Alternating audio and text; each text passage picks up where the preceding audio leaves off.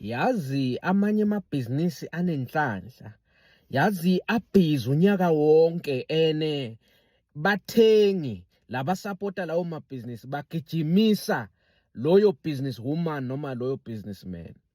Lento mina ngiyibona izolo khathi ngiye kule mall yangakithi, ngifike ngipaka eceleni kwegolf ebovu, ngilinde imedi ukuthi ishayise bese siyahamba siye endlini.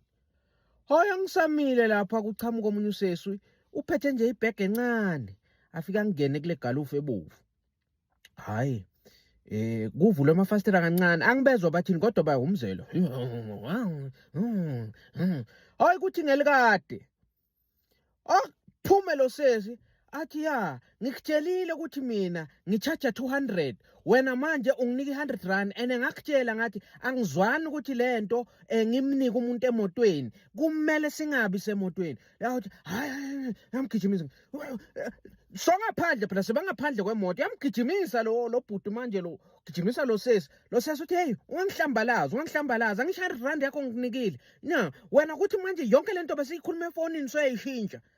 Nithi mina lo bhuti indaba angayikothenga engcenye ngoba lento ingathi imelana neproduct engeke ayithole asemotweni. Indaba ke angeke ayoyithenga komunye umama noma omunye ubaba othengisa lento ayifuna kulosesi bamnike asemotweni avela avula iwindow.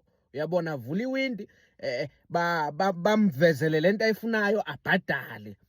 Uyabona kokucala lona futhi uyadura ngoba ngathi uthi lo bhuti hawu mina bengithi 100 rand uzayimukela. Ngikutshelile ngathi 200.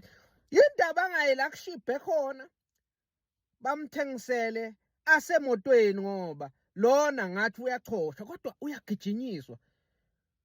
Indaba noma bengingazi ukuthi bakhuluma ngani kodwa unenhlanhla lo sesi.